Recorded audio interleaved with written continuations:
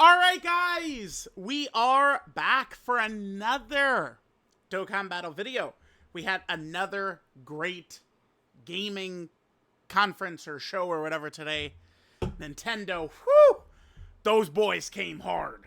Nintendo Direct was very good, very good. But now it's time to turn our attention to Dokkan, of course, man. Kingdom Hearts 4 Ocarina of Time Remake. No. We got plenty of Dokkan to play before those come out. So, what I wanted to do is just kind of use this video. I mean, there's not too much to upload right now. So, trying to do creative ways of coming up with videos to do. Right? We could go to hot takes. I do have a couple of other ideas to some stuff I want to do. I do have everyone's favorite battle motion video ready to go. But I wanted to kind of go over... Like, I kind of dance around this a little bit in, like, upcoming content and, like, a data download type video. But just, like, putting a video out, like, itself focused on the topic of basically what I think the rest of June is going to look like is kind of the point here. So most of these was pretty close with, you know, a day or two off on some of these. Looks like this one is about a week off.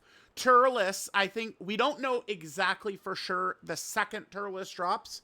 But it should be, for me... the 11th at 1 a.m. is when it's going to drop for me, right? So that's what, in 36 hours, I think? Some about 36 hours from now, I think, is when LR Turles should be dropping. Looks very good. Now, June 30th, start of TDC / Tanabata. I think that this is, right now, this is still the target day I have for TDC. I do think so. And then the Part 2 TDC banner, presumably on the 20th, along with the Summon Point lineup change, which they, recently teased in the news, right?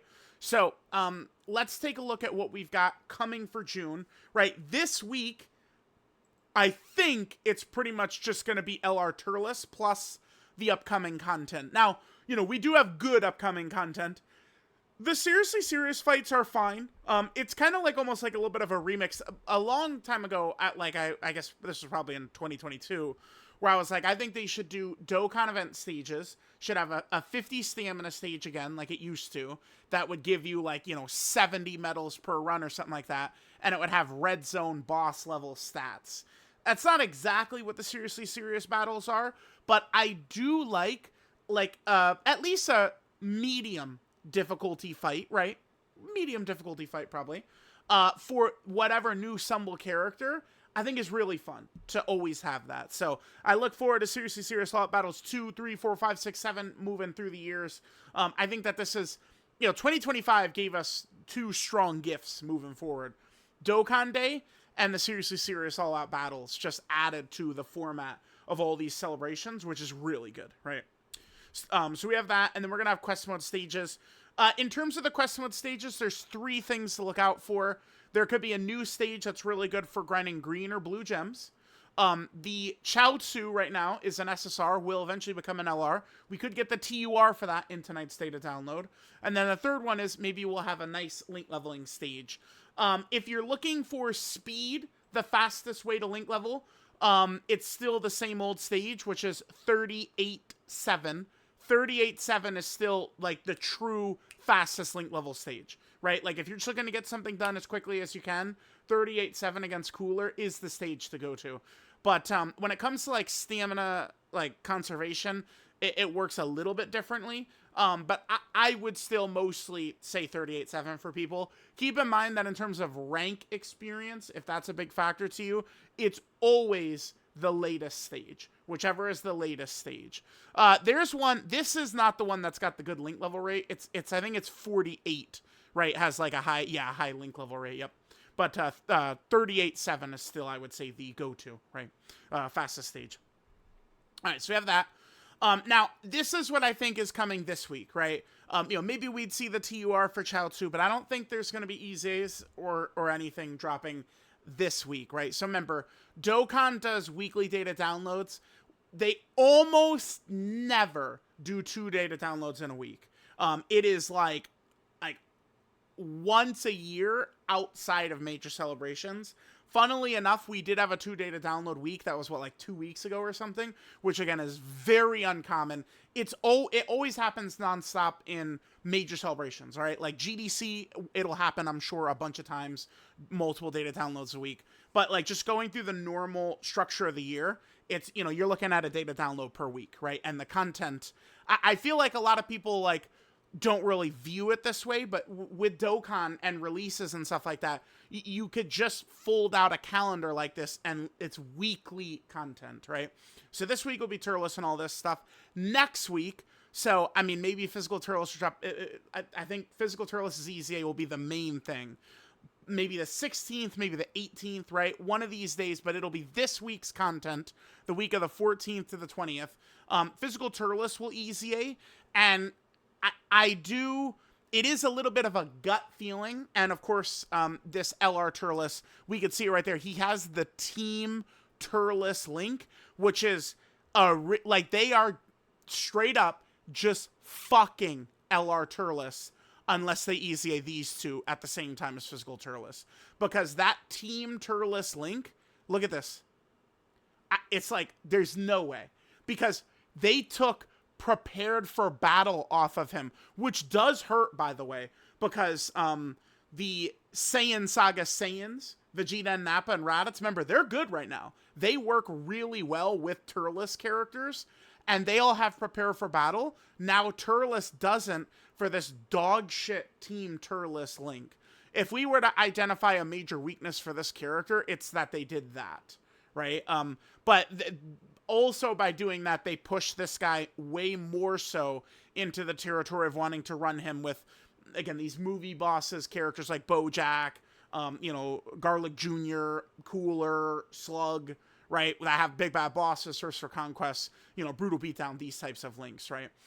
So I do think that next week we will see the EZAs for all three of these characters. By the way, LR Turles looks like a godly slot 1 to me. So I think physical Turles, if they just, I want them to lean into his support. The entire Terrifying Conquer team is built around insane support everywhere. And I think if they build physical Turles with that in mind, we're going to be cooking, right? Because physical Turles, he can exist easily on the same team as LR Turles if this guy is a strong floating support type character. If that's what they turn him into, it's going to be no problem to run both of them on the same team. Because this guy should be a big dick daddy for slot 1, right? So if this guy, if they clean up his intro a little bit, they didn't for Int Maj and Vegeta. So let's keep that in mind. But if they clean this shit up a little bit, we could be looking good. Although, maybe this will be the hardest fight in the game. Could be. Could be, easily, right? And in that case, Turles would still at least be activating his powers in the hardest fight in the game, right? Which I certainly could see being a thing. This Turles could also be a pretty fun Festival of Battles character, which I'm definitely looking forward to, right? So that should be pretty cool. Okay, so we have physical Turles. Again, I think that these two should EZA. Now, Dr. Wheelo, I've seen a lot of talk about Dr. Wheelo, right? Here's the thing about, like, free-to-play. Like, a lot of times, I don't try and predict, if you guys notice, like, hints and teasers and stuff too much. It's like, okay, like, if they would do it, it's kind of like here, I think. But like, a lot of times, some of that stuff seems like it's very random, right? Like, a lot of these, like, Dokkan Fest releases, EZA releases, I feel like I'm kind of like on the same wavelength as Geppy, right? And I feel like a lot of this stuff I'm you know, close at least to generally when they're releasing stuff. For like a free-to-play LR EZA, I'm not really too sure. Dr. Wheelo could EZA right here, and I mean, he fits right there on Metal Cooler's team. Link-wise, right? I mean, he's got some of these links, like, well, some of these links. He has Thirst for Conquest and Legendary Power. That's it. His link set does actually kind of like really fucking suck ass when I look at it. Because like Mechanical Menaces is pointless. Prodigies will do nothing on this team. Broly and Golden Frieza might have Prodigies, but that's it for movie bosses. Yeah, Golden Frieza and Broly. Dragon Ball Super Broly, that's it. Guess which characters we're not running on the current movie boss team? Golden Frieza? Hell no. And Dragon Ball Super Broly. The Golden Friezas, I'm dying to get them the fuck off the team, man. The Golden Friezas. So, Link-wise, not the greatest. we definitely would want them to lean into hopefully giving this guy some support capabilities as well. Now, this would be an easy A for this guy, not even a super easy A. We have seen them take like this exact type of character and give them a butt fucking easy A. They did this with Prime Battle Frieza. They gave Prime Battle Frieza a great easy A back in the day in 2020, like November of 2020. He was elite. So I mean, it's not out of the realm of possibility that they could do this. They could easy A Dr. Wheelo here. I mean, this does feel like the perfect celebration to do it, but it does seem to me to be almost very random when they decide to dust off like LR EZA, like free-to-play LR EZAs and stuff. Was the last one LRTN, which was in this June celebration last year? Whoops, get out of here. I think it was... It was last June, right? I'm not going to count, like Garlic Jr.'s Battlefield. This is a world tournament. We're not really talking about those, right? Chi-Chi is world tournament. Not talking about that. I mean, Battlefields. I mean, Nova was like a free-to-play LR, but like one of these like EZA ones. Yeah, it was Tien, huh? Well, I guess Goku Black Zamasu, but that was this was like days later, wasn't it? When was Tien? Tien was June 24th, and then this guy was July 6th. So it was a week apart, a week and a half apart for Tien to Zamasu Goku. So yeah, I mean, maybe, man, maybe they do EZA this guy. I'm not gonna predict it or anything. I'm not so sure. But, I mean, now would be a good time to do it, right? And with all the support flowing on that team, like Dr. Wheelo could work. It would be good to get a nice free-to-play option for some players. Because remember, Metal Cooler, summonable Dokkan Fest. LR Turles, new Yellow Coin LR. King Cold, another staple on this team, brand new summonable unit, right? So dropping Dr. Wheelo for the team is definitely a good idea, right? And then finally... So, this week is LR Turles. This week, I think, is Physical Turles. But then remember, there's another week in here. Bam. This week, the 30th, is when I think TDC will start, right? This week, there's not a countdown to TDC. It doesn't work that way. There's no countdown to TDC. So it's not like a week before, like, oh, we're leading up to it or anything like that. It's not, no. So, this week, there would have to be something in here. I think they could EZA this guy. And like a character like this, let's look at his teams. Let's see what we got right here. Yeah, AGL God Goku, Int Super Saiyan 4s, Daima Super Saiyan 4 Goku, right? Like it's like he has several teams we could run him on. Probably not dying to run him on the Gohan and Gamma 1 team, but a couple of these other teams we could run him on pretty easily. Saiyan characters like this, you can just like EZA in a celebration without giving them like a proper home, because I mean it's a Saiyan, right? And if he was really strong, we could still potentially run him on Daima Super Saiyan 4 Goku's team too, or Majin Vegeta and Angel Super Saiyan 2 Goku's team. Like it's a Goku character, he's on a lot of categories. This is one of the stealth worst units of all time.